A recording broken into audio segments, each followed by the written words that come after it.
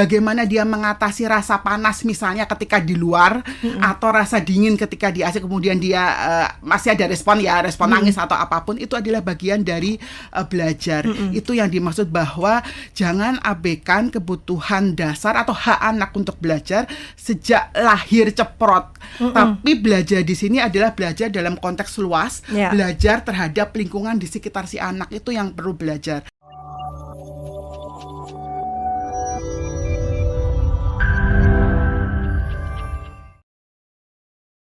Kesempatan belajar usia dini. Nah, ini yang sering menjadi perdebatan ibu-ibu di internet, dimanapun udah harus dimasukin dari mulai anak-anak itu playgroup umur berapa? Ada yang bilang umur 3, umur 4, tapi yang mengatakan sebenarnya nggak perlu, yang penting anak-anak dari TK aja gitu. Nah, ini mungkin bisa dijelaskan gitu Mbak Fitri, sebenarnya sebaiknya seperti apa? Ya, oke. Kita mulai dulu ya Mbak Rara dari definisi pembelajaran di usia dini, kesempatan untuk belajar di usia dini, statementnya seperti itu.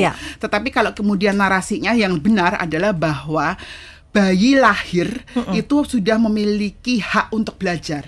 Belajar yang paling dasar pada anak adalah belajar bagaimana dia memahami lingkungan sekitarnya. Nah, jadi yang dimaksud dengan kesempatan untuk belajar di usia dini ini adalah misalnya tadi ketika anak nangis, bagaimana respon kita itu adalah bagian dari belajar. Bagaimana interaksi dia dengan bapak ibunya adalah bagian dari belajar. Bagaimana dia mengatasi rasa panas misalnya ketika di luar, atau rasa dingin ketika di AC, kemudian dia masih ada respon nangis atau apapun, itu adalah bagian dari belajar. Itu yang dimaksud bahwa jangan abaikan kebutuhan dasar atau hak anak untuk belajar sejak lahir ceprot. Tapi belajar di sini adalah belajar dalam konteks luas, belajar terhadap lingkungan di sekitar si anak, itu yang perlu belajar. Konteksnya ke kelompok bermain, terus kemudian bahkan ada yang setelah 6 bulan langsung dimasukin gitu segala macam. Ada penitapan anak kalau orang tuanya kerja kali ya. Terus kemudian kontroversi tentang calistu dan segala macamnya. Nah, ini yang perlu saya luruskan bahwa dalam konteks perkembangan otak, anak butuh untuk teori terkininya ini Mbak dari Harvard University disebut sebagai interaksi self and return. Self and return itu kalau bahasa interaksi timbal balik, interaksi dua arah. Nah, itu kalau bahas di konteks dalam bahasa Indonesia, itu konteksnya belajar. Jadi bagaimana misalnya anak ketika misalnya melakukan sesuatu yang berbahaya, seringkali kemudian kan kita ngomong jangan gitu kan sebagai orang tua, atau no gitu kan. Nah, itu sebenarnya juga bagian dari belajar, tapi belajar supaya yang benar seharusnya tidak sebatas bahwa no, tetapi juga mengajarkan kepada anak bahwa itu sesuatu yang berbahaya. Misalnya dia mau megang api atau megang pisau, ada reason di balik no. Nah, itulah belajar. Jadi bukan sekedar jangan pegang pisau, tapi pisau ini bisa melukai kamu. Gitu. Adik, jauhi pisau ya, karena pisau bisa bikin adik berdarah dan segala macam, yang seringkali kita sebagai orang tua itu maunya cepat, pokoknya jangan. Nah, ini konteks yang lucu sekali ketika saya ke lapangan, kemudian ketika ibu orang tua seringkali berusaha ngomong terus jangan untuk maksud cinta ya, atas nama cinta untuk melindungi anak supaya nggak terjadi apa-apa ya. Kemudian sebenarnya saya bilang, ibu itu bapak menciptakan anak untuk jadi dukun. Kok bisa Bu jadi dukun? Gitu kan langsung responnya. Iya, karena mereka sebagai masih anak-anak diminta untuk memahami apa yang boleh, untuk nebak apa yang boleh. Contoh saja, jangan lari, dia akan loncat. Terus kita ngomong jangan loncat, dia akan melakukan lagi yang lain-lain, karena dia menebak sebenarnya boleh apa. Kenapa lebih mudah kan? Dek, jalannya pelan-pelan. Kan tahu tuh, berarti jalanku kecepatan, jalannya pelan-pelan gitu kan. Lah, jalan kaki aja. Atau jalan kaki aja, nggak perlu berlari di rumah, nanti barang berantakan dan segala macam, pecah segala macam. Dia hati-hati, jalannya pelan-pelan. Jadi lebih langsung kepada perilaku apa sih, itu belajar gitu loh. Jadi belajar itu sangat universal, dan kalau dalam konteks global kan juga disebut sebagai long life learning ya, pembelajaran seumur hidup. Nah, konteks bahwa apakah anak perlu untuk masuk kelompok bermain, TPA dan segala macam, saya menurut saya setiap keluarga punya reasonnya masing-masing.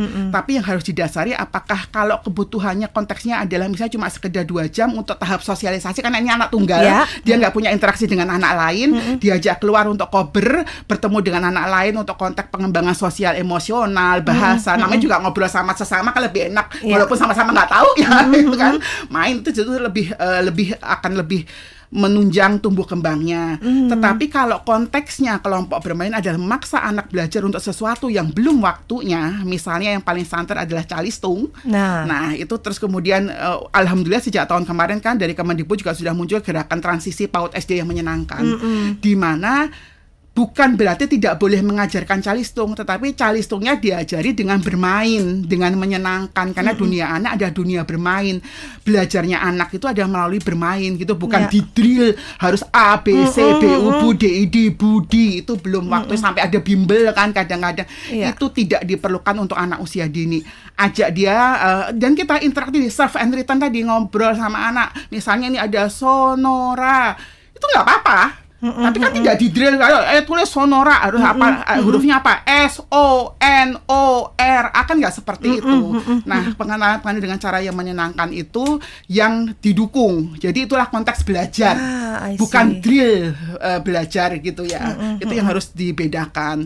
Kalau kemudian mengenai kesiapan sekarang, kesiapannya anak untuk sekolah memang sangat penting untuk paling tidak sebelum masuk SD harus ada bisa TK, bisa PAUD, bisa kelompok bermain ya, supaya tadi proses untuk menyiapkan anak. Karena kesiapan sekolah itu sebenarnya bukan hanya anak, tapi juga keluarganya, tapi juga sekolahnya juga, termasuk guru-gurunya. Jadi harus ada masa transisi yang cukup menyenangkan. Di SD, di TK dia belajar banyakannya bermain, tetapi ada belajarnya. Nah, di SD dia lebih terstruktur gitu kan. Kalau anak langsung dimasukkan SD, nah itu kaget ujung-ujung dipaksa masuk SD aja, tapi sebelum masuk SD dipaksa untuk ikut bimbel supaya bisa baca tulis, karena ada SAM SD ya bisa dipungkiri yang memberikan tes kepada anaknya, padahal itu dilarang sebenarnya. Masuk SD nggak boleh ada tes. Itu sudah jelas ada surat dari Kemendikbudnya. Bagaimana terus kemudian mempersiapkannya di masa kelompok bermain atau TK ini yang lebih penting dengan konteks tetap bermain, karena dunia, namanya juga kelompok bermain. Betul. Jadi belajar dunia anak usia dini ada dunia bermain. Dan Mbak Rara 11 Juni kemarin, berarti 3 hari yang lalu, dari sisi UN sudah mendeklarkan, memutuskan, menyepakati bahwa sebagai hari bermain sedunia. Betul. Hari yang pertama 11 Juni yang pertama momentum tahun 2024 hari bermain ini. Sedunia. Yes. Ternyata karena sebenarnya bermain itu adalah salah satu hak anak yang sudah diratifikasi sejak di Indonesia ya, sudah diratifikasi sejak tahun 90. Tapi seringkali kemudian kita abaikan dan tidak bisa dipungkiri bahwa ketika pemenuhan hak anak ini kita lebih fokus kepada ini ya, ke perlindungannya, karena begitu banyak kasus lah ya, tidak bisa, memang banyak sekali kasus, tapi kemudian ke aspek pemenuhannya ini agak terabaikan ya gitu ya. Jadi stimulasi atau rangsangan perkembangan bermain itu adalah bagian dari pemenuhan hak anak, karena sudah ada di dalam di konvensi dunia terkait itu. Dan ini momentum 11 Juni kemarin sebagai hari bermainnya juga tidak hanya anak usia dini ya, semua anak, bahkan kita pun kalau bermain itu kan seneng ya, bisa bercanda, lempar-lemparan kertas saja kadang-kadang bisa bikin hormon untuk bahagianya muncul gitu kan.